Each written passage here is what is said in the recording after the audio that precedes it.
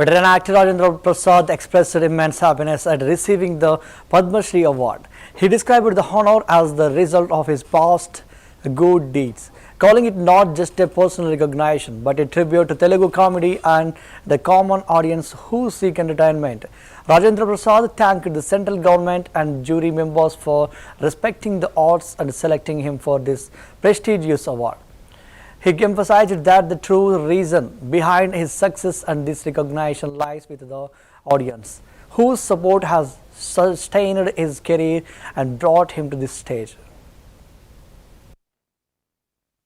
ఈరోజు నా జీవితంలో ఎంతో సంతోషకరమైన రోజు.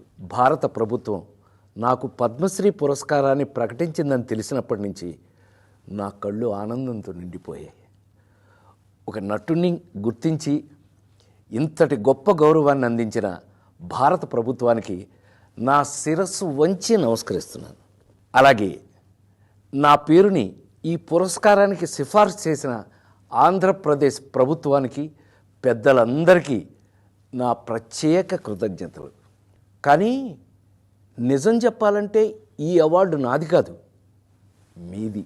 48 ఏళ్లుగా నన్ను ఒక నటుడిగా మాత్రమే కాకుండా మీ ఇంట్లో ఒక మనిషిగా, మీలో ఒకడిగా గుండెల్లో పెట్టుకుని చూసుకుంటున్నారు. నేను నవ్వించినా ఏడిపించినా మా రాజేంద్ర ప్రసాద్ అని మీరు చూపించిన ఆప్యాయత నాకు దక్కిన నిజమైన అదృష్టం. ఆ ప్రేమే ఈరోజు నన్ను ఇక్కడ దాకా నడిపించింది. ఈరోజు నా